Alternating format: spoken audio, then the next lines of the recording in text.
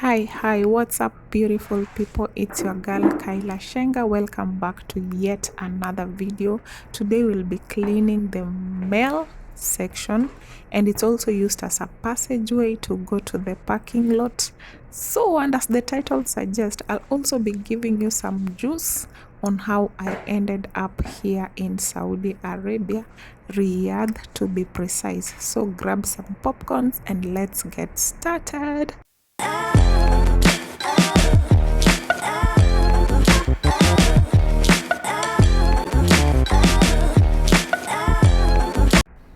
So today we'll be cleaning the male area, as in this place is used by the male visitors just to sit here, and even the men of the house, they can just sit. There's this room that they use for smoking and just relaxing, maybe playing their games, and then there's the other room on the right that they used to sit and maybe have a meal, just to eat something. So today I won't be cleaning the rooms because they are clean. As I said, it's not used most of the time unless we have visitors or unless it's during the Ramadan time, because this is where they'll be sitting while they have their meals. So I'll be cleaning this passage because generally this passage is used most of the time because it leads to the parking lot. So people pass here most of the time. So I'll just be cleaning this passage, the washrooms, and the veranda. But while at it, let us get into the juice that I said I'll be giving you. And while at it, kindly hit that red button that says subscribe, give this video a thumbs up, and drop a comment, man. Just drop a comment in the comment section, and I'll really appreciate. By subscribing, you keep inspiring you to bring you more videos. So I'm in this particular town in Kenya. I'm a teacher and I'm enjoying it, just imparting knowledge to the kids is the best feeling that a teacher has. So I'm enjoying my teaching, and then it happens I'm paged, and it takes a toll on me. I can no longer do it. Waking up early in the morning as it's required for me, go to school. Sometimes I'm on duty and then I have to stand. And now the months are gone, my pregnancy is big, and I feel like I cannot take it anymore. So I decide to quit, guys. I decide to quit, go nurse my pregnancy, and then maybe later on go back to teaching. So that is precisely what I do. 9 months are over. Thankfully, thank God, I received my bundle of joy, a beautiful, or do we say handsome, bouncing baby boy. And I breathe that sigh of relief like, so now I'm left with taking care of the child, at least breastfeed him and make sure he's okay before I start hustling for another job. We are okay, we good. It's now time for me to go back to school. Man, I can't go back to the school that I used to teach because, the kids will not sit and wait for me, and the syllabus has to continue. So my spot is occupied by someone else. And now it's third term. We are nearing the end of the year. The teachers are busy and the kids are preparing now to move on to the next class. So vacancies are quite tricky to get in most of the schools. I drop my applications in different schools, surrounding schools, and I'm given the same feedback, like I have to wait until the beginning of the next year, because now maybe the teachers will have luckily been employed by the government, or there are those who will transfer, then I can secure a chance. So now I'm at home. Not only is my family dependent on me, the kids, I also have an extended family who are dependent on me. I have no money, so what do I do? So it happens that now there's this particular evening, my hair is so messy, and I have to visit the salonist so I can get my hair plaited. just doll myself up. And I go to this lady who used to plait my hair. She has a salon. And remember, I even have no money. Now I've reached a point that I have no money. I'm just going there so she can plait me, and then I'll find some money and pay her later because I'm her customer. The audacity. Anyway, I go to this lady's salon, and while there, you know, at salons, the way ladies can talk different types of topic, and they're just laughing and all that. So it drops into my ear that there's a certain lady who now came to this place and she's doing quite fine. And in my mind, I'm like, oh, I didn't voice out my thoughts loudly. But later on, I came to talk to this salonist and I told her, like, do you have a connection for me to go to that place? Despite the stories that I had heard of people being killed and mistreated, I was ready to take this risk because, man, I couldn't just sit, and I have people who are depending on me. So I talked to her and she asked me, like, are you ready? Are you sure you want to do this? And I'm like, yeah, I'm sure, because, you know, you're lucky to be born, but you both have to die. So I decided to take this risk. Why not? So she connects me to a lady who connects me to another lady who connects me to another one, and the chain continues.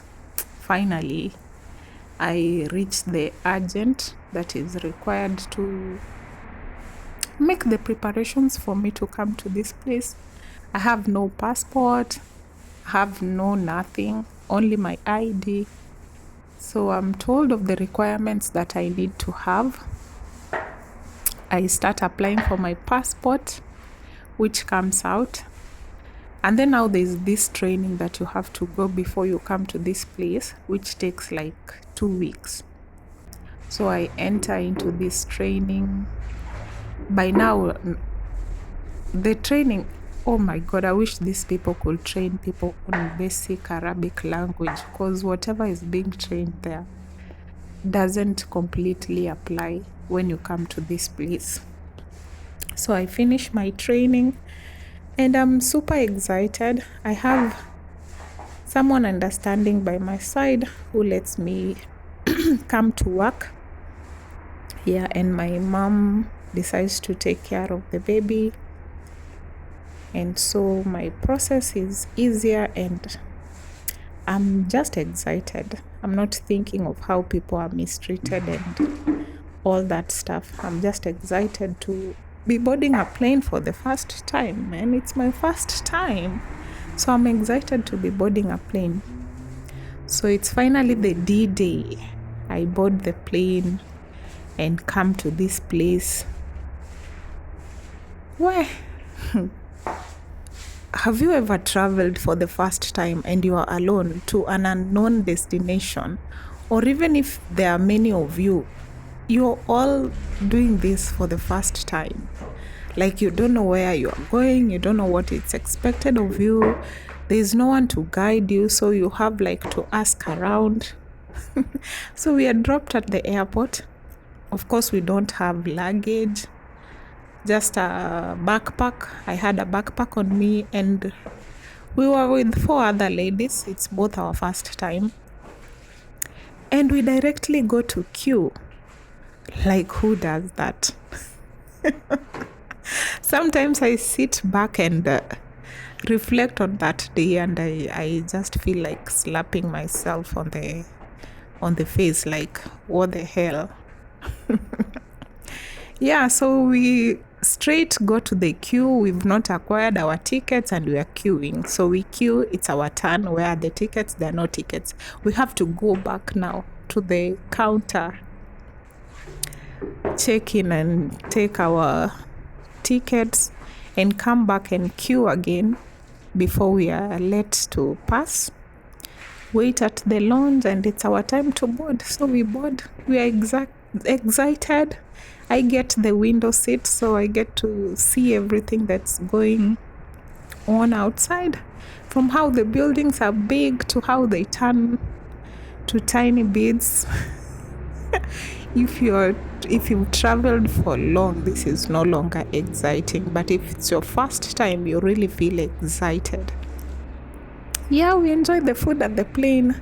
The plane was good. We were flying economy, but it was good. Etihad Airways, kudos. That plane is good. Okay, and now we land here. The first time we land here, and we don't know even what to do. We don't know what to expect. So apparently there are agents in this place who are also waiting for us, and they've been waiting for us. We are in there, we are not coming out until later. Now we had waited for so long and decided to come out. The agents saw us, they picked us up, we went to the office, and now I had to wait for my boss to come and pick me up. So this happens the following day. My boss comes along in the evening, going to night.